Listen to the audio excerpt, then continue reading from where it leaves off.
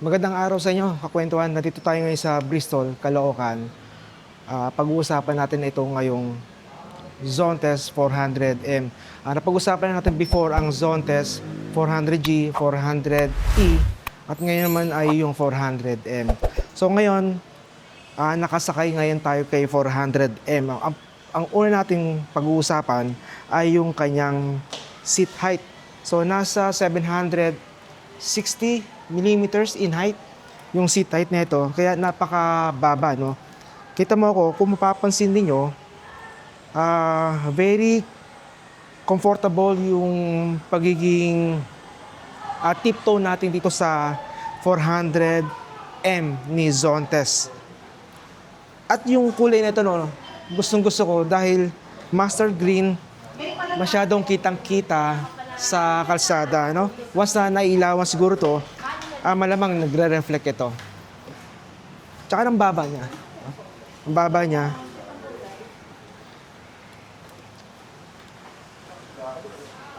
Yan. Tsaka mapapansin ko, no, medyo malapit sa akin yung handlebar nito sa chest natin. Siguro, pag medyo malayo tayo, tulad nito, yan. Yan, medyo okay na. Parang ang dating, yung laki nito, parang mga NMAX yung datingan nito. Pero, syempre, iba to kay NMAX. Dahil nga 400cc, itong Zontes 400M. Ito, easing-easing. Dalhin nito dahil napaka very comfort pag nakasakay ka dito kay 400M. Yung nga lang, hindi lang natin mapapa-start ito dahil nga sa ngayon naka-deactivate. At itong 400M, ang sabi daw naka-reserve na raw sa suki ni Bristol, Caloocan City. Okay, dito man tayo sa likuran ng 400M. Mapapansin niyo yung kanyang taillight dito. Napaka-forma, no? May tulis siya dito sa bandang dulo na naka-letter V siya. At may mga divider dito. No? Ito yung malamang, ito yung ilaw niya. Ayan. Tapos ang kagandahan dito, naka-integrate na rin yung kanyang signal light. No? So kasama na sa body yung kanyang signal light. So sayang nga lang dahil nga naka-deactivate itong 400M, hindi natin mapapay-start nga itong motorsiklo na ito. No? Then ito yung kanyang reflectorize, ito yung kanyang LED light para sa plaka naman. No? Then yung pipe niya, isa lang namin ginamit na pipe sa 400 series ng Zontes. Isang klase lang siya. Pati yung size to, isa lang siya. Then syempre, since scooter touring ito, wala siyang kasamang crash guard dito sa 400M. Then rubber. So hindi ko lang alam kung natatanggal ito. Mukhang hindi, nakadikit siya. So hindi ko lang alam kung paano siya kakabitan ng crash guard. So wala siyang abang na screw para paglagyan ng crash bar. Gandang-ganda talaga ako sa kulay nito. Mustard green. Napakasimple, no? Walang kaarte-arte yung design dito kay 400M. Walang mga decals. May mga decals lang pero kukunti lang. Tulad nito, 400M. At dito meron siyang kaperaso lang dito. Then dito sa bandang nguso, yan makita may IM o M lang, no? Dahil nga siguro 400M ito. Ito mukhang design lang talaga ito. Then ito yung kanyang reflectorize. So kabilaan po yan. At ang ginamit na suspension dito ay ang pagkakasabi nila kay Zontes mismo. Then telescopic fork ang pagkakaayos dito. Kakwentuhan, mapunta naman tayo sa technical specification ni Zontes 400M. Ang kanyang engine type ay naka-single cylinder, single overhead cam, 4 valves at naka-liquid cool. Kaya siguradong mapapanatag ang inyong kalooban so tuwing babiyahe tayo sa malalayong lugar. Ang kanyang displacement ay 400cc at ang kanyang transmission naman ay naka-CVT with belt driven. Ang kanyang performance naman, ang kanyang max power ay meron itong 28.5 kilowatt at meron itong 7,500 RPM at ang kanyang max torque naman ay meron itong 40 Newton meter at meron itong kasamang 6,000 RPM. Ang kanyang fuel tank capacity naman ay meron itong laking 12 liters na gasoline type na pwede mong ikarga ang 95 octane o yung tinatawag natin premium gas. Dimension naman ng ating 400M na Zontes ay ang kanyang length ay meron itong 2,025 at ang kanyang width ay meron itong 790 at ang kanyang height naman ay meron itong 1,185. Ang kanyang wheelbase o yung haba ng kabuuan ng Zontes 400M ay umaabot ito ng 1,405 millimeters. Ang kanyang curb weight o yung kanyang bigat na meron kasamang gas at oil ay bumibigat ito ng 175 kg at ang kanyang seat height ay nabanggit na natin kanina ito ay umaabot ito ng 760 millimeters kaya bagay na bagay ito sa mga Filipino height na katulad natin na 5'6 lamang. Kakwentuhan ang kanyang front brake, ang kanyang disc diameter ay meron itong 280 mm yung lapad, yung diameter niya, no? At ang kanyang brand na ginamit sa braking system ay J1 at naka 4 piston radial caliper na siguradong garantisado ang inyong braking system dahil sa ginamit na brand na J1. Ang kanyang rear brake naman ay meron itong lapad na 220 mm disc kaya sulit na sulit sa presyong handog ng Zontes 400M. Kakwentuhan ang kabuang sukat ng front tire ni Zontes 400M ay 120 by 70 at sa laking 15 inches. Ang rear tire naman sa kabuang sukat ay meron itong 140 by 70 at sa laking 14 inches. Ang ginamit na tire dito ay CST tire with mags type. Siyempre, hindi mawawala ang features ng ating Zontes 400M. Meron itong dual ABS channel, harap at likod po yan at sasamahan pa ng TCS o yung tinatawag na traction control system. Kaya siguradong sigurado ang inyong kaligtasan sa motorsiklong handog ng Zontes 400 series. Ang presyo naman ng Zontes 400M ay umaabot ito ng 328,800 pesos SRP price siya. Pero meron itong introductory price na umaabot na lamang ng 298,800 pesos. Sulit na sulit, kaya kung ako sa inyo, magpa-reserve na kayo ng Zontes 400 series, any Bristol branches nationwide. Hindi mapapansin mo yung pinaka-itsura nito. May hawig siya sa mga sa cartoon character. Sa pagkakaalam ko kay Ultraman.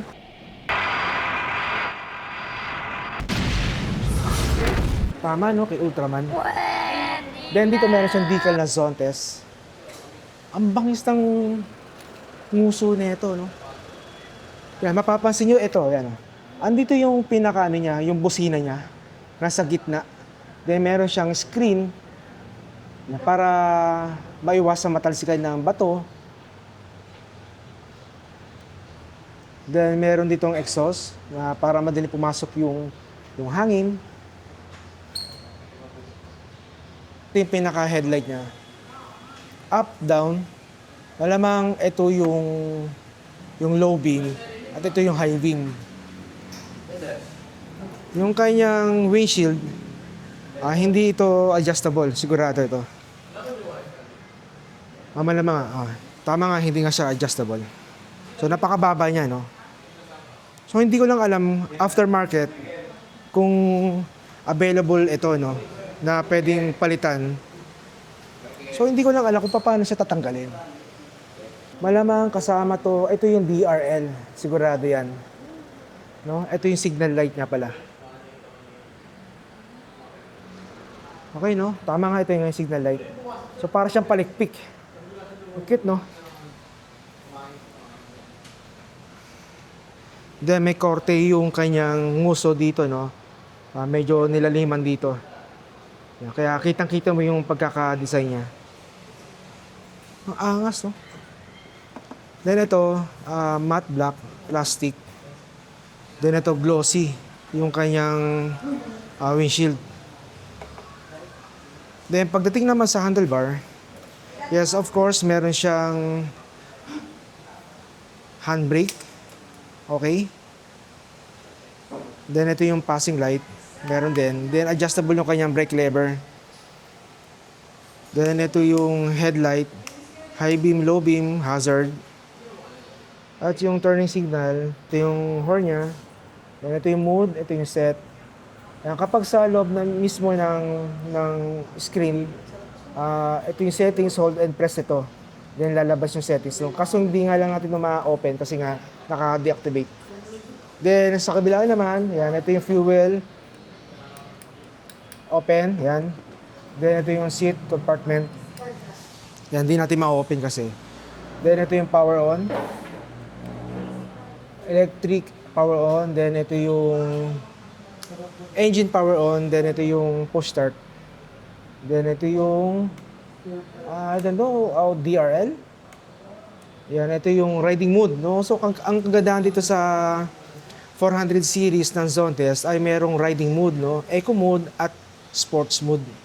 Yung sports mode, yung kay Zontes 400G, ang lakas ng hatak pag ginamit mo yun. Yeah, at napakalapad ng kanyang upuan, no? Lapad, oh. Ilang dangkal to? Halos 2 dangkal ko. Then, banda dito, medyo hard plastic ito. Naka-glossy. Then, dito meron siya nakalagay na Zontes. Mukhang emblem siya, emblem. Kala ko decal eh. Emblem siya. Na maliit na emblem. Then dito, hindi ko lang alam kung anong klaseng function nito, no? Pero bonus siya, no? Nakakiklik siya. Then dito may emblem na 400M. Yan ang ganda, no? 400M. Hindi lang natin talaga mabuksan ito. Then meron siyang exhaust dito sa gilid para labasan o pasukan ng hangin. Then napakalapad na rin ng footrest. Even yung banda dito, no?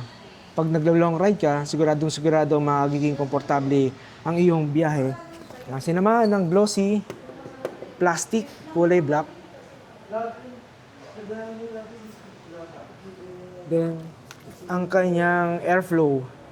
So parang mas malito, no, compare sa adventure bike ng Zontes na 400G. Yan. At ang kanyang suspension ay adjustable siya. Sigurado yan. Ito siya, adjustable siya.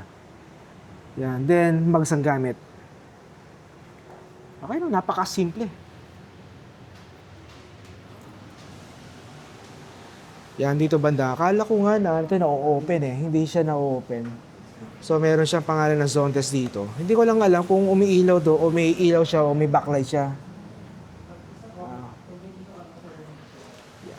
Okay, no? Ang ganda. Ito yung kanyang TFT display, color display. Nasa 6 inch. Pero malaki na rin, no? Yan. At medyo malapad yung kanyang harapan. Very compact. Itong Zontes 400M. Yan, nakalagay dito yung ABS. Then, naka two-tone siya. Isang matte black at isang mustard green. Then, kanyang radiator. Yan. So, ito yung coolant niya. Tama, lagay ng coolant niya. Tikas, no? So, dito, 1.5 liters o 1.55 liters yung oil. So, pagkakalam natin, no? Tingnan natin ilalim. Kaya malamang may nabibiling ano rito, no? Pinaka-frame niya para hindi ma-damage kapag sa mga hams o mga sudden accident na baka matamaan ng bato na para hindi masyado mabugbog. Alam ko may aftermarket niyan. May nabibili dito, may frame. Kakwentuhan hanggang dito na lang muna tayo at magpapaalam muna tayo panandalian. Siguro sa pagbalik natin, sana meron tayong maabutan na naka-activate itong Zontes 400 Pero napakaganda, no? Napaka-comfort yung pagsakay natin dito mismo kay Zontes 400M. By May, magkakaroon na lang available lahat ng 400 series ng Zontes. Kaya abang-abang na lang at open na ang Bristol for reservation sa lahat ng Zontes series. Makikisuya lang po tayo kakwento sa mga hindi pa nakakapag-subscribe. Please subscribe to my channel, si Pepe at ang kwento.